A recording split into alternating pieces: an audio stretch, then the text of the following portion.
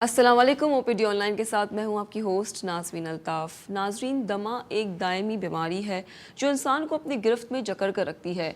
दमे की वजह से बहुत सारी प्रॉब्लम्स जो हैं वो आपको फेस करनी पड़ती हैं। सांस की नालियों में ख़राबी या फेफड़ों की नालियों को बारीक होने की वजह से सांस लेने में तकलीफ़ को एस्थमा या दमा कहा जाता है। दमा की बहुत सी अलामात होती हैं, सांस लेने में दुश्वारी या सांस का फूलना, सांस लेते वक्त आवाज़ का आना, और फिर मौसम की ख़राबी या फिर अंदरूनी बैरूनी एलर्जी। बहुत चीज़ें होती हैं जिसकी वजह से जिसको हम दमा कहते हैं। आज हम अपने शो में इसी को डिस्कस करेंगे। हमारे साथ स्टूडियो में मौजूद हैं डॉक्टर अताउर रहीम साहब। अस्सलाम वालेकुम डॉक्टर साहब, कैसे हैं आप? वालेकुम सलाम, अल्हम्दुलिल्लाह। डॉक्टर साहब, आज भी हम इस टॉपिक को कंटिन्यू कर रहे हैं, जी। सीने के अमराज को, दमे को, अस्थमा को। तो सबसे पहला सवाल ये कि दमा होता क्या है और वो क्यों होता है और उसकी अलामात क्या होती हैं? हमें कैसे पता लगता है कि जो पेशेंट है उसको दमा, वो दमे का पेशेंट है? बिल्कुल, वैसे तो नाज़मीन आधी चीज़ें तो आपने बता दी, जी डेफिनेशन वाइज़ बिल्कुल सही है कि जो सांस की नालियाँ हैं उसमें सिकुड़ाव पैदा होता है। जी। अच्छा, अब ये जो सिकुड़ाव है इसकी इसकी क्या वजूहात हैं कि ऐसा क्यों होता है कि सांस की नालियाँ जो कि बहुत बारीक-बारीक होती हैं, शुरू की जो है वो यानी उसकी थिकनेस ज़्यादा होती है, बड़ी होती हैं, डायमीटर ज़्यादा होता है और फिर जितनी ही ब्रांचेज़ होती जाती हैं वो बारीक होती हैं। नॉर्मली जो है ये सिकुड़ाव इनमें होता नहीं है एज़ सच। लेकिन अगर पैदा होता है, इसके दो वजूहात हैं। एक तो ये है कि अगर हसासियत जो है, इन नालियों की हसासियत बढ़ जाए कि ज़रा सी ठंड या कोई भी ऐसी एलर्जी का कोई भी एलर्जिन जो है वो बॉडी में अंदर जाए, कोई भी फॉरेन बॉडी की तरह, और उसके बाद वो इसको इरिटेट करे और सही। इरिटेट होने की सूरत में ये जो नालियाँ हैं ये एकदम इसमें सिकुड़ाव पैदा हो जाए। ये हाइपर रिस्पॉन्सिवनेस इसको कहते हैं, यानी हसासियत बढ़ जाना। अच्छा, ऐसी सूरत में डेफ़िनेटली जब कभी भी सिकुड़ाव बढ़ेगा तो उस सूरत में सांस जब आप खींचने की, जब जो गुब्बारे जो बैलून लाइक स्ट्रक्चर्स हैं या गुब्बारे की तरह हैं जिन्हें एल्वेलाई कहते हैं, वो उसमें वहीं पे जाते, वहाँ तक पहुँचती हवा और वहाँ से गैस एक्सचेंज होनी होती है। सही। अब होता क्या है कि जब सिकुड़ाव हो गई तो गैस प्रॉपर तरीके से वहाँ तक नहीं पहुँच रही है, तो खींच के सांस लेनी पड़ती है। ऐसी सूरत में जैसे आपने कहा कि अलामात में अलामात के अंदर इसमें जो है वो बाज़ औक़ात सीटी की आवाज़ भी आती जी। है। सांस लेते वक्त भी कुछ लोगों में आती है और निकालते वक्त भी आ सकती सही। है, दोनों सूरतों में ऐसा हो सकता है।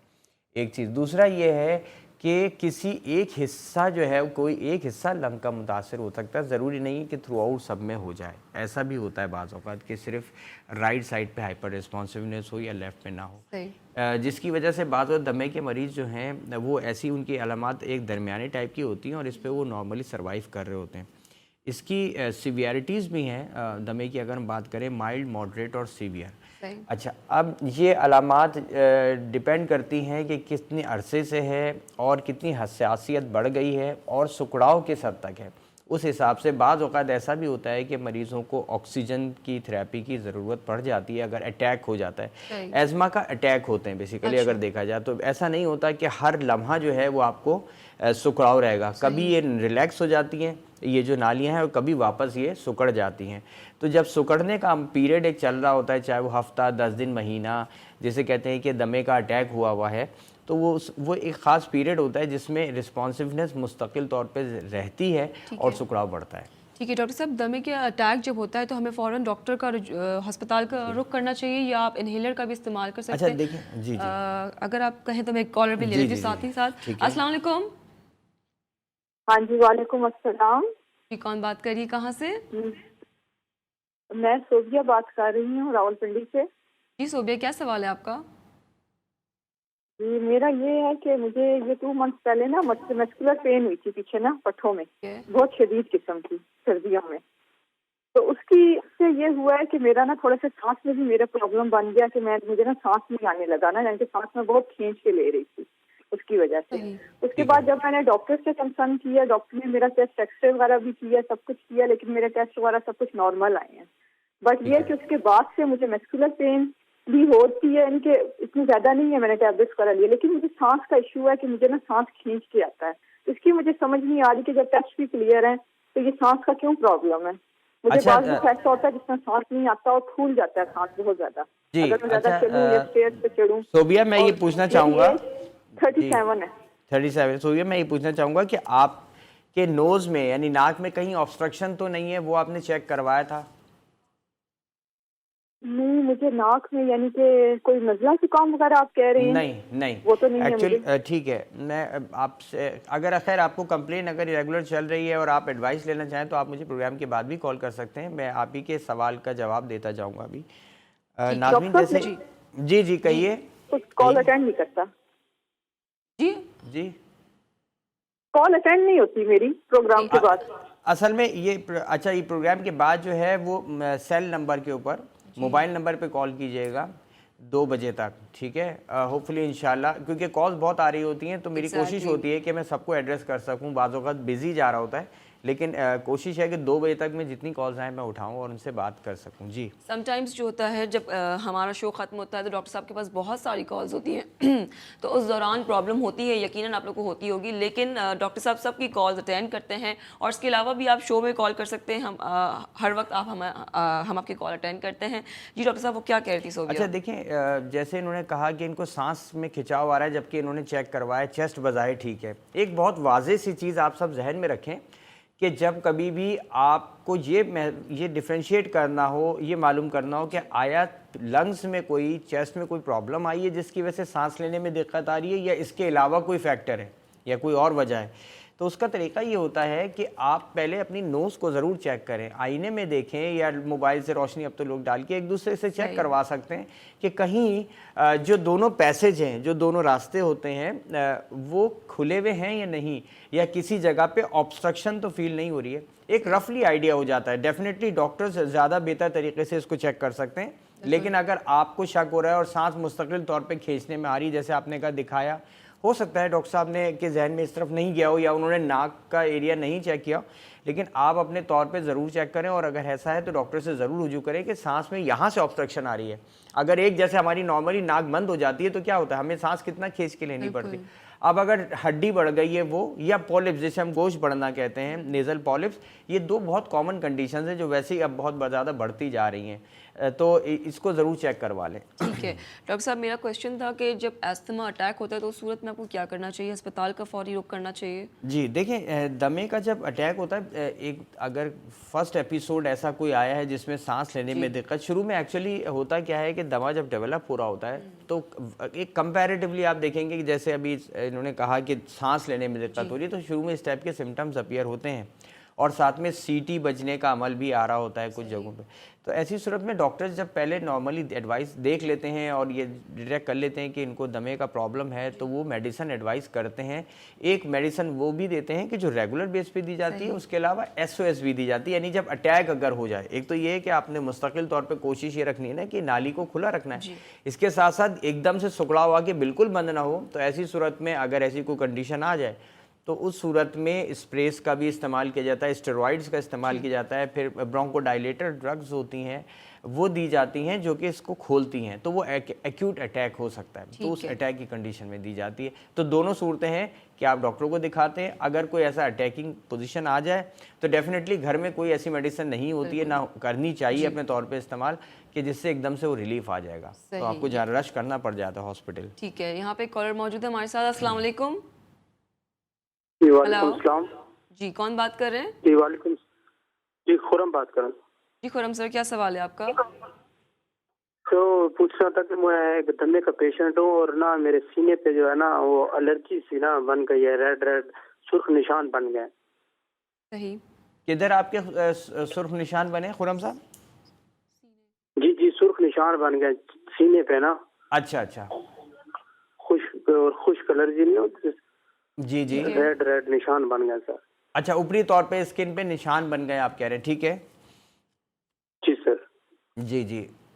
इसमें खारिश है या जलन है या ये सिर्फ निशान की हद तक है? नहीं, जलन कभी कभी होती है, इतनी नॉर्मली नहीं होती, कभी कभी हो जाती है। अच्छा, एलर्जी टाइप। ठीक है। आपने कोई भी डॉक्टर को दिखाया है? जी सर, मैं वो होम्योपैथिक के यूज कर रहा हूँ। अच्छा, ठीक है। अच्छा, मैं चाहूँगा खुरम साहब प्रोग्राम के बाद आप मुझे कॉल कर लें, आधे घंटे बाद, यानी 35 to 40 मिनट, 40 मिनट में आप मुझे कॉल कर लीजिएगा, फिर मैं आपको हो सकता है कि कोई मेडिसिन एडवाइस करूँ इस हवाले से, ठीक है? ठीक है, बहुत शुक्रिया कॉल करने का। आप डॉक्टर साहब को कॉल कर सकते हैं। शो के आखिर में आपकी स्क्रीन पर डॉक्टर साहब का नंबर मौजूद होगा। यहाँ पे एक और कॉलर हमारे साथ मौजूद है। अस्सलाम वालेकुम। अस्सलाम वालेकुम। वालेकुम अस्सलाम, कौन बात कर रहे हैं, कहाँ से? मैं कराची से अली बात कर रहा हूँ। डॉक्टर साहब से मुझे थोड़ी बात करनी है। जी प्लीज़ कीजिए। जी जी अली। डॉक्टर साहब, मेरे साथ, मैं थोड़ा टाइम लूँगा, मेरे साथ प्रॉब्लम ये है कि पहले तो मेरे साथ जो है ना, ये नेजल के दो नसने होते हैं ना, इसमें पहले लेफ्ट वाला जो था वो ज़्यादा ओपन था, राइट वाला नैरो था। तो ठीक है। उससे मुझे है ना, सुबह जब मैं उठता था तो मुझे नज़ला और इरिटेशन होती थी, खारिश होती थी और छींकें आती थी। तो ठीक है। अच्छा, फिर मैंने 3-4 साल ये तकलीफ बर्दाश्त की। उसके बाद में मैंने ईएनटी स्पेशलिस्ट से रब्ता किया तो उन्होंने मुझे राइट वाली जो है ना, जो बड़ी हुई नेज़ल हड्डी है, का हिस्सा, जी। इसकी सर्जरी की और दोनों बराबर कर दिए उन्होंने। ठीक है। अच्छा, वो दोनों बराबर हो गए। उसके बाद में अब ये हो रहा है कि ये इसको 4 साल हो गए।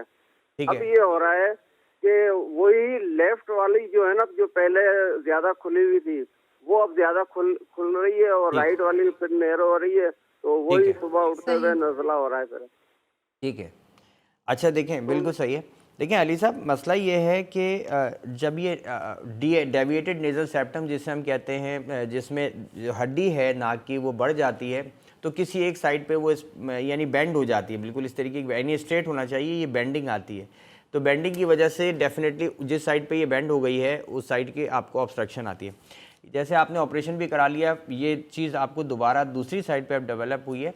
एक बात याद रखें कि चांसेस होते हैं जिनको डीएनएस का हो और ऑपरेट हो जाएं, रिकरेंस यानी दोबारा होने के चांसेस होते हैं। यही चीज़ नेज़ल पॉलिप्स में भी होती है, जिसमें गोश्त बढ़ जाना जिसे कहते हैं, यानी बैलून्स बन जाते हैं, उसमें भी ये कॉमन है। और दूसरा डेविएटेड नेज़ल सेप्टम जिसे हम कह रहे हैं, यह हड्डी का बेंड हो जाना, ये दोबारा भी हो सकता है। तो इसमें परेशान नहीं हो, आप अपने ईएनटी सर्जन से ज़रूर कंसल्ट करें। बहुत मुमकिन है कि इसको दोबारा ऑपरेट करना पड़े। ठीक है, बहुत शुक्रिया आपका कॉल करने का।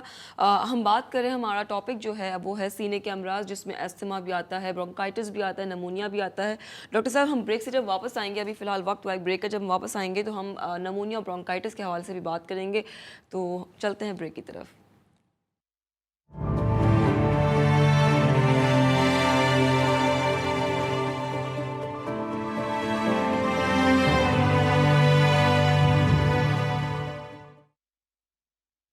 Welcome back from the break. एक बार फिर खुशामदीद करती हूँ अपने शो ओपीडी ऑनलाइन में। डॉक्टर साहब, हम बात कर रहे थे ब्रेक पर जाने से पहले ब्रोंकाइटिस और नमूनिया के हवाले से भी, तो आप क्या कहना चाहेंगे उसके बारे में? देखिए, ब्रोंकाइटिस और नमूनिया बहरहाल इंपॉर्टेंट डिजीज़ हैं दोनों। और नमूनिया बच्चों में हम बात करें ख़ास तौर पे, बड़ों में, तो दोनों ही सूरतों में, इस दोनों एज ग्रुप्स में ख़ासा ख़तरनाक भी साबित होता है और इसके लिए बाज़ औक़ात हॉस्पिटलाइज भी होना पड़ जाता है। यही चीज़ ब्रोंकाइटिस के लिए है, ख़ास तौर पे स्मोकर्स में बहुत ज़्यादा कॉमन है। मैं चाहूँगा कि ये एक ऐसे दोनों टॉपिक्स हैं कि जिसको हम कल अगर बाकायदा अलग से डिस्कस करें तो वो ज़्यादा अच्छा रहेगा, जिसमें हम ये दोनों एस्पेक्ट्स के, इसमें अलामात क्या होती हैं, किस तरीके से ट्रीट किया जाता है, खुदा खास्ता अगर अनट्रीटेड रह जाए, इलाज ना किया जाए तो क्या नुकसान हो सकते हैं। ठीक है, तो ये तवील टॉपिक है, हम इसको कल इंशाल्लाह ज़रूर डिस्कस करेंगे। तो डॉक्टर साहब, एक मिथ है लोगों की कि ये स्टीरॉइड्स या फिर इन्हेलर जो है वो इस्तेमाल करने से आपकी ग्रोथ रुक जाती है, या कहते हैं कि स्टीरॉइड आपने यूज़ करना शुरू किया तो आपको पूरी ज़िंदगी यूज़ करना पड़ता है, तो इसमें कितनी सच्चाई है?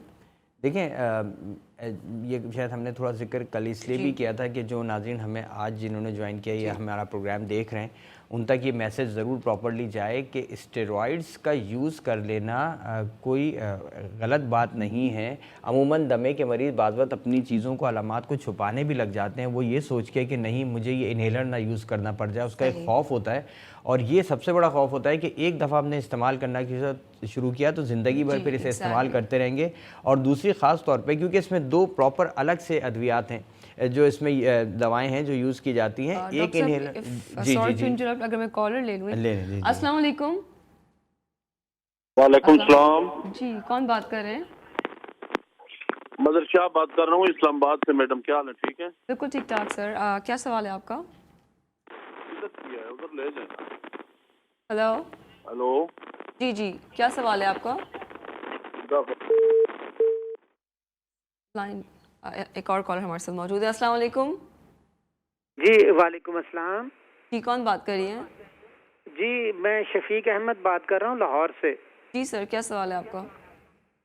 सवाल ये है कि मेरे बेटे की उम्र है तकरीबन 21 साल, उसको ये अस्थमा का प्रॉब्लम है, तो मैं ये पूछना चाह रहा था कि इसका तो मुस्तकिल इलाज हो सकता है?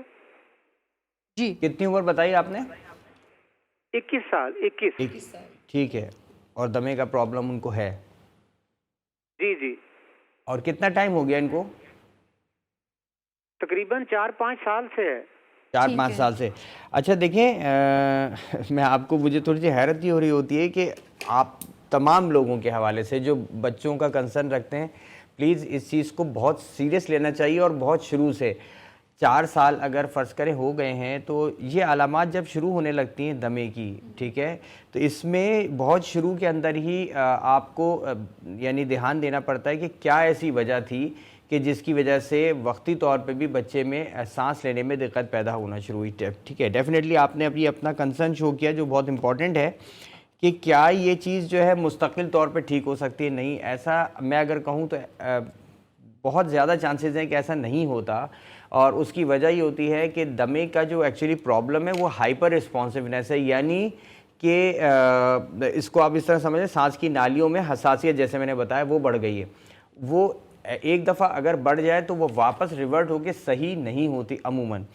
तो अगर कोई भी डॉक्टर जो उनको एडवाइस कर रहा है बच्चे को मेडिसिन, उनको रेगुलर बेस पे रखनी पड़ेगी। ख़ास तौर पे एलर्जी अगर कॉज है, अगर एलर्जी की वजह से बच्चे को ऐसा हो रहा है तो आपने ये ऑब्ज़र्व करना होगा कि किस वजह से उसको एलर्जी, और उससे उसको दूर रखना होगा। ये बात जहन में रखिएगा, क्योंकि बार बार अगर एलर्जी से अगर हम सिर्फ दूर कर देते हैं बच्चे को, जिसकी वजह से हो रहा है उसको, ज़्यादा कॉमन जो कॉज है दमे की वो एलर्जी है, तो अगर वो दूर रहेगा तो इंशाल्लाह एपिसोड्स जो हैं वो एक तो उसमें गैप आएगा और जो सिवियरिटी उसमें भी कमी आएगी। बहुत शुक्रिया कॉल करने का। यहाँ पे हमारे साथ एक कॉलर मौजूद है। अस्सलाम वालेकुम। वालेकुम अस्सलाम। जी, कौन बात कर रहे हैं? जी, सफदर बात कर रहा हूँ लाहौर से। जी, क्या जी, सवाल है? जी, मैंने डॉक्टर साहब से बात करनी थी कि जी, ये जी, मुझे सफदर, कहिए। मसला 6-7 साल से है पुराना। 6-7 साल से आपको दमे का प्रॉब्लम है? जी जी सर। तो ठीक सर है। ये एक्चुअली मैं बाहर रहता था, तो बाहर से ना ये मुझे ना बीमारी लगी थी, तो फिर मैं वापस आ गया था। तो सर मेडिसिन लेता रहता हूँ तो फाका होता है, अदरवाइज कोई फर्क नहीं पड़ता। तो इनहेलर का दूसरा सर मेरा ये सवाल है दवाई कि मेडिसिन लेते हैं सर वो? जो जी, जी। जी जी जो सर दूसरा सवाल ये है कि जो मुझे बलगम गिरती है गले में, तो सर अगर ये ना गिरे तो फिर मैं ठीक रहता हूँ, अदरवाइज ना ये रेगुलर गिरती है, इसका मुझे कोई हल बता दे। आप रेगुलर मेडिसिन यूज़ कर रहे हैं, आप कह रहे हैं? जी सर। सर मैं लेता रहता हूँ, जब मुझे मतलब कि कोई परेशानी होती है सांस लेने में या कोई मसला मसाइल होता है जब मैं लेता हूँ। इनहेलर नहीं, दवाई जब लेते हैं जब Medicine। उनको कोई प्रॉब्लम होती है, दवाई तो वो अच्छा, नहीं लेते हैं। देखें बात यह है कि सफदर साहब, आपको रेगुलर बेस के ऊपर मेडिसिन इस तरह लेनी होगी जो आपके डॉक्टर ने आपको एडवाइस की है। एक बात जहन में रखिएगा, अपने तौर पे दवाई का ख़त्म कर देना या अपने ही तौर से दवाई को दोबारा शुरू कर देना, ऐसा ना करें तो ज़्यादा बेहतर है। एक चीज़। दूसरा ये कि बहुत मुमकिन है कि आगे जाके हो सकता है आपको इसके इन्हेलर्स आते हैं या जिसे हम नेज़ल स्प्रेस कहते हैं, स्प्रे का भी इस्तेमाल किया जा सकता है अगर उस सूरत में जब अटैकिंग, खुदा ना खास्ता कि अटैक्स हो रहे हों। तो आप मेडिसिन भी मेडिसिन के लिए मैं एक थोड़ा सा बताना चाहूँगा ओवरऑल जो दमे के मरीज़ हैं कि जो टैबलेट्स पर हैं, कोशिश करें कि वो टैबलेट, यानी डॉक्टर से डिस्कस कर सकते हैं कि डॉक्टर साहब आप ज़्यादा doctor he is a better जज कि, लेकिन कोशिश है, और मैं डॉक्टर्स के लिए भी कहूँगा, बहुत सारे जो डॉक्टर हमारे साथ हैं अगर इनको मेडिसिन वो बेहतर समझते हैं इस चीज़ को कि अमूमन हम इन्हेलर्स पे ज़्यादा प्रेफर करते हैं, चाहे वो स्टेरॉइड हो गया, चाहे वो बीटा ब्लॉकर्स हो गए, चाहे वो आपके यानी समझ लें जो ब्रोंकोडायलेटर्स हो गए। तो उसके एक तो साइड इफ़ेक्ट्स कम होते हैं, ठीक है, और इफ़ेक्टिवनेस ज़्यादा होती है। ठीक है, बहुत शुक्रिया कॉल करने का। डॉक्टर साहब, आपसे जो स्टीरॉइड्स का सवाल किया था वो आपने कंटिन्यू करना है, लेकिन हमारे पास माशाल्लाह कॉलर्स इतने हैं। अस्सलाम वालेकुम। हेलो जी, कौन बात कर रही हैं? हेलो जी जी, कौन बात कर रही हैं? सानिया बात कर रही हूँ चकवाल से। जी, क्या सवाल है आपका? जी मुझे सांस लेने में प्रॉब्लम हो रही थी, कुछ दिन पहले की बात है, तो अभी बहुत ज़्यादा प्रॉब्लम थी ना, तो मैंने टेस्ट वगैरह भी करवाए, तो मेरी सांस लेने में मतलब प्रॉब्लम की वजह से ना एलर्जिक आया है मुझे। ठीक है, ठीक है। जी, तो मैंने डॉक्टर साहब से ये पूछना था कि क्या मतलब इसका क्या हल है? जी, अच्छा, सांस लेने में आपने कहा आपको दिक्कत है, किस हद तक दिक्कत जी होती है बहुत कि ज़्यादा आपने दिक्कत थी। जी बहुत ज़्यादा दिक्कत होती है। बहुत ज़्यादा दिक्कत होती है। अच्छा, ये आपको अभी डॉक्टर ने कोई मेडिसिन एडवाइस की हैं, आप इस्तेमाल कर रही हैं? जी, मैंने DHK हॉस्पिटल से करवाया था ना, तो उन्होंने इतनी खास मेडिसिन मुझे नहीं दी। अच्छा, ख़ास तो आप मेडिसिन नहीं मुझे दी थी। कैंडी ये बता दें कि कोई। ठीक है। अच्छा, मैं चाहूँगा कि आप मुझे प्रोग्राम के बाद कॉल कर लें, तो 1-2 डिटेल्स आपसे और पूछने के बाद मैं आपको हो सकता है कोई मेडिसिन एडवाइस करूँ इसके लिए। एलर्जी का जैसे कॉज़ है तो उसके लिए हो सकता है कोई स्पेसिफिक हम ड्रग दें ताकि एलर्जी जो है वो कम हो सके। ठीक है, बहुत शुक्रिया कॉल करने का। आप डॉक्टर साहब को कॉल कर सकते हैं शो के आधे घंटे बाद। फिलहाल यहाँ वक्त हुआ है ब्रेक का, मिलते हैं आपसे शॉर्ट कमर्शियल ब्रेक के बाद। देखते रहिए OPD ऑनलाइन।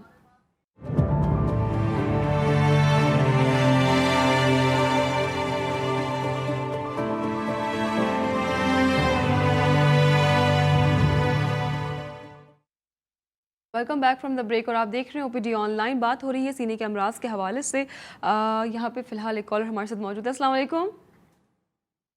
हेलो, क्या हाल है जी? ठीक है, बिल्कुल ठीक ठाक। आपका क्या सवाल है आपका? मेरा सवाल है जी, मेरे बच्चे जो है ना तकरीबन ये जब भी पैदा होते हैं ना, इनको जुकाम बड़ा होता है ना। ठीक है। हेलो, जी, आवाज़ आ रही है आपकी। हम मैंने सुन कहा सकते इनको हैं। नज़ला जुकाम होता है ना बच्चों को, ठीक जी है। तो एलर्जी हो जाती है। फिर वो हम दूसरे दिन तीसरे दिन उनको वो भाप सी देते हैं तो उनको थोड़ा आराम रहता है। तो इनका क्या कितनी ऐसा उम्र हो है? कि उम्र कितनी है मदर साहब बच्चों की? उम्र एक बच्चे की 2 साल है और एक बेटी की 6 साल है। ठीक है। अच्छा, ये सिर्फ कोई ख़ास मौसम में होता है या हर वक्त रहता है? नहीं, इनको एलर्जी होती है डॉक्टर साहब, फूलों से भी हो जाती है और वो परफ्यूम से भी हो जाती है। सही। ठीक है, ठीक है।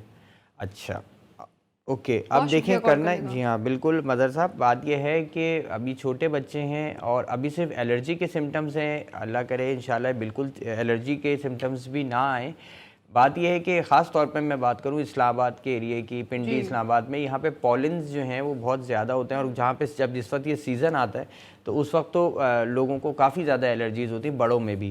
तो ऐसी सूरत में एहतियात की ज़रूरत है। मास्क का इफ़ेक्ट रखें, मास्क का इस्तेमाल करें। वैसे भी अभी हम मास्क जो है कोरोना के हवाले से भी लोग एहतियात कर रहे हैं। और एलर्जी के लिए अगर कोई भी डॉक्टर से आप ज़ाबिता रुजू करेंगे तो डेफ़िनेटली वो आपको बच्चों को एंटी एलर्जी सिरप भी एडवाइस करेंगे या मेडिसिन, जो कि ज़रूरी हो जाती है बाज़ वक़्त कम करने के लिए। अच्छा, इसमें 2 किस्म के एंटी एलर्जीज़ हैं। एक, अगर अचानक कोई ऐसा हुआ एलर्जी हुई है तो उस सूरत में मेडिसिन अलग है। अगर ज़्यादा अरसे से इस तरह की एलर्जी चल रही है तो उसकी मेडिसिन अलग है। आप चाहें तो इसके बाद मुझे प्रोग्राम के बाद मुझे कॉल कर सकते हैं मेरे नंबर पे, तो हो सकता है अगर आपको कोई मेडिसिन एडवाइस लेनी हो तो वो मैं आपको दे दूँगा। ठीक है, यहाँ पे हमारे साथ कॉलर मौजूद है। अस्सलाम वालेकुम। हेलो जी, अस्सलाम वालेकुम। कौन बात कर रहे हैं? वालेकुम Nazmeen, this is captain Umair from Lahore. जी जी। सर, कैसे हैं आप? क्या सवाल है आपका? आप सुनाए ठीक ठाक? मुझे डॉक्टर से अल्हम्दुलिल्लाह। सवाल करना है। एक बड़ा फेमस स्प्रे है जो अक्सर लोग ये इस्तेमाल करते हैं सेरेटाइड के नाम से, और एक वेंटोलिन एक मेडिसिन होती है। तो ये बताइए इसका कंटिन्यूसली एक तो क्या इफेक्ट होता है बॉडी के ऊपर, और इसका रोल क्या है, और इसके कोई साइड इफेक्ट्स हैं तो उसके बारे में बता दीजिए कुछ। ठीक, ठीक है, बिल्कुल ठीक है सही है। सर, बहुत शुक्रिया कॉल करने का। ठीक है कैप्टन साहब, उम्मीद है आप माशाल्लाह बेहतर होंगे। और आपने अब सवाल बड़ा अच्छा किया कि लोगों के बहुत कंसर्न्स होते हैं कि जो इन्हेलर्स यूज़ कर रहे हैं, स्टेरॉइड हो गया या ब्रोंकोडायलेटर। अमूमन ये 2 ही टाइप की मेडिसिन यूज़ की जाती हैं। कभी कुछ इसमें शॉर्ट एक्टिंग है, कुछ लॉन्ग एक्टिंग है, यानी कुछ थोड़े टाइम में फौरी तौर पे काम करती हैं अपना असर ख़त्म करके और फिर ख़त्म, बॉडी से उसका इफेक्ट ख़त्म हो जाता है। कुछ ऐसी हैं जो कि काफ़ी देर तक इनका असर रखती हैं। इसमें स्टेरॉइड्स भी हैं, मैं फिर कहूँगा, और कुछ ऐसे हैं जिन्हें हम ब्रोंकोडायलेटर्स कहते हैं, यानी आपकी सांस की नालियों को फैलाने वाले। अच्छा, अब एक नॉर्मल हेसिटेशन है, मैं इस पर बल्कि बात कर रहा था इस शुरू में प्रोग्राम के बाद, कि लोगों को ख्याल ही होता है कि अगर स्टेरॉइड वो यूज़ कर रहे हैं, क्योंकि स्टेरॉइड का एक वर्ड ऐसा है लोगों के जहनों में है और ये आता है कि कंसेप्ट है कि ये चीज़ अच्छी नहीं है। जो बात है वो सही है, लेकिन ओरल के अंदर याद रखें, जब ओरल मेडिकेशन स्टेरॉइड, बहुत सारे ऐसे भी हैं जो ओरल मेडिकेशंस पर होते हैं, ऐसी सूरत में वो अवॉइड करना चाहिए।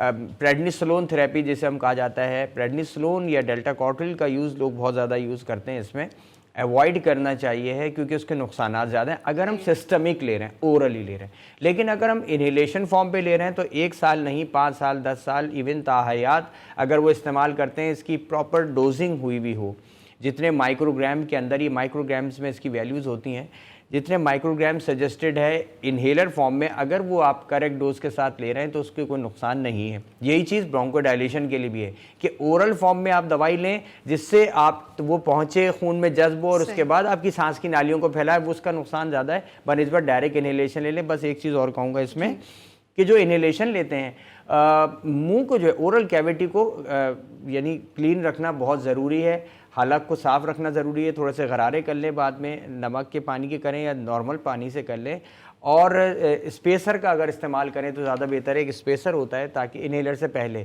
ताकि जो डायरेक्ट इफेक्ट है वो प्रोड्यूस ना हो या इरिटेशन ना हो। ठीक है, यहाँ पे कॉलर मौजूद है हमारे साथ। अस्सलाम वालेकुम।